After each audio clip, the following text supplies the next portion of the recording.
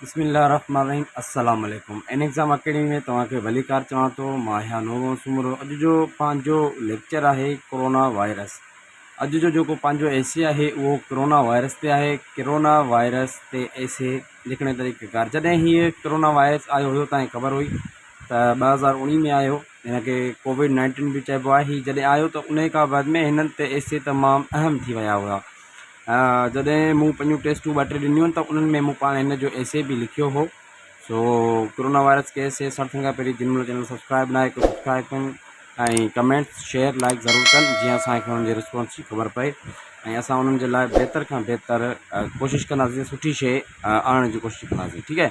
हाणे तव्हांखे ॿुधाईंदो हलां त कोरोना वायरस ते एसे लिखण जो तरीक़ेकार मूं लिखी छॾियो आहे।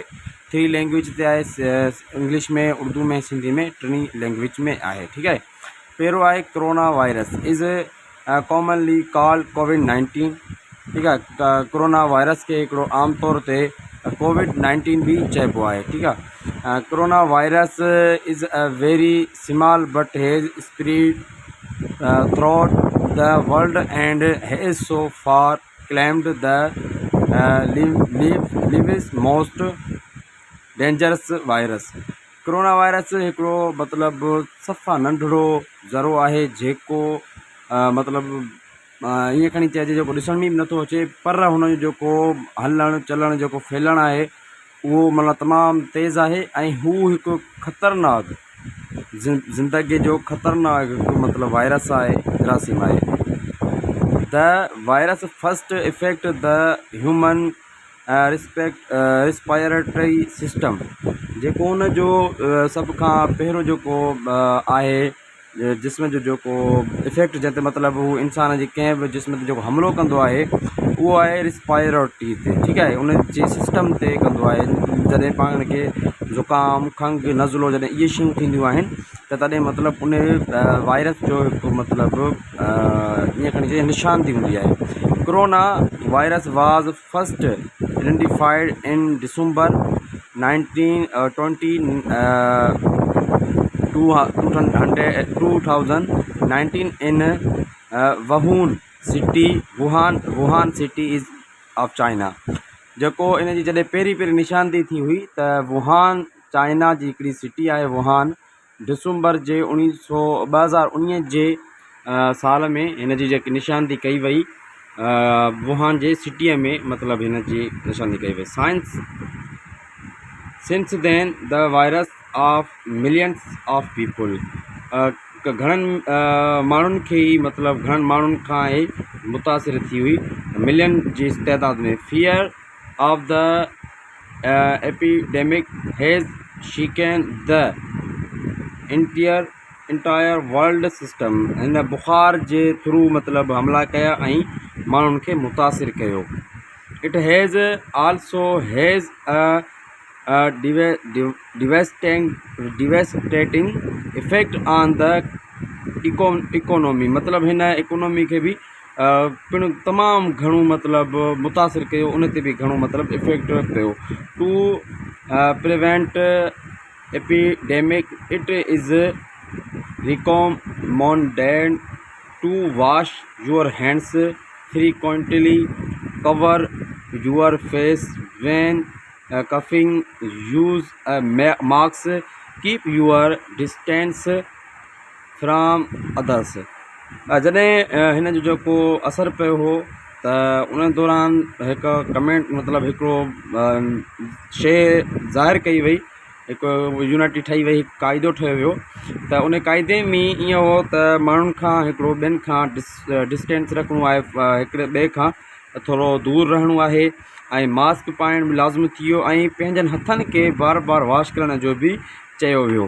एंड स्टे कंप्लीटली अपार्ट ऐं पंहिंजे पाण खे मुकमली बचाइण जे लाइ we should live our lives according to nature, get out of this epidemic.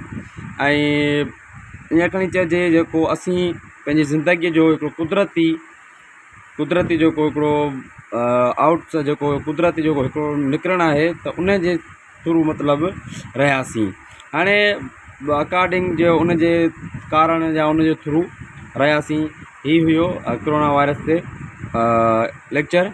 हाणे वरी जॾहिं अचूं था पाण इन जे उर्दू जे पासे। कोरोना वायरस ज़िंदगी के फितरत के मुताबिक गुजारनी चाहिए, उस वबा से निकलें।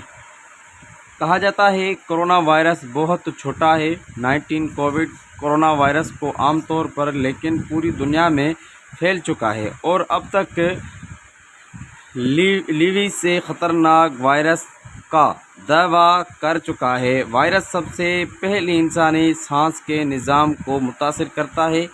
चीन के शहर में कोरोना वायरस की पहली बार शनाख्त हुई। उसके बाद से 2019 वहाँ में दिसंबर लाखों लोगों को वायरस। वहाँ के खौफ ने पूरे आलमी निज़ाम को हिला कर रख दिया है। इसका माशियत पर भी तबाहकुन असर पड़ा है। वबा को रोकने के लिए ये तजवीज़ की जाती है कि खांसते वक्त अपने हाथों को अक्सर अपने चेहरे को ढांपते हुए धोएं। जब मास्क इस्तेमाल करें, दूसरों से अपना फासला रखें और मुकम्मल तौर पर अलग रहें, हमें अपनी ज़िंदगी को बचाने की खातिर। ठीक है। उन खां बाद में अचूं था पाण सिंधी जो पाण हाणे पढ़ंदासीं। कोरोना वायरस खे आम तौर ते कोविड-19 सॾियो वेंदो आहे। कोरोना वायरस तमामु नंढो आहे पर सॼी दुनिया में पखिड़िजी चुको आहे ऐं हिन वक़्त ताईं सभ खां ख़तरनाक वायरस जी दावा कई आहे। वायरस पहिरियों असर इंसानी तनफ़स मतिलबु फिफड़नि ते या सांस वारी नलियुनि में जी निज़ाम खे कोरोना वायरस जी सुञाणप दावा कई आहे। वायरस पहिरियों असर इंसानी तस्वीर जे ज़ाहिर कोरोना वायरस जे सुञाणप 1 दिसंबर 2019 में चीन जे शहर वुहान में थी हुई। उन वक़्त खां वठी लखें माण्हुनि जो वायरस वबा जे ख़ौफ़ सॼी दुनिया जे निज़ाम खे धोॾे छॾियो, मतिलबु उॾाए छॾियो या उनखे परेशान करे छॾियो। उहो पिणु मइशियत ते तबाह कंदड़ असरु छॾियो आहे। मौज़ी मर्ज़ खां बचण लाइ सलाह ॾिनी वई आहे त पंहिंजे हथनि खे बार बार धोई पंहिंजो मुंहुं ढकियो। जॾहिं खंघि थिए त मास्क जो इस्तेमालु करियो। ॿियनि खां पंहिंजो फ़ासिलो रखो ऐं बिल्कुलु अलॻि रहो। असांखे पंहिंजी ज़िंदगी फितरती मुताबिक़ गुज़ारणु घुरिजे। हिन मौज़ी मर्ज़ मां निकिरणु घुरिजे। ठीकु आहे न। त पंहिंजी सोच खे बि तब्दील कयो ऐं असांखे फितरती जेकी ज़िंदगी आहे उन ते हलणु घुरिजे ऐं उनखे गुज़ारणु घुरिजे। उमेदु कयां थो तव्हांखे मुंहिंजो लेक्चर बिल्कुलु पसंदि आयो हूंदो। अहिड़ा ॿिया वीडियो तव्हांखे ॾिसंदा रहो असांजे यूट्यूब चैनल एन exam academy. Thank you very much.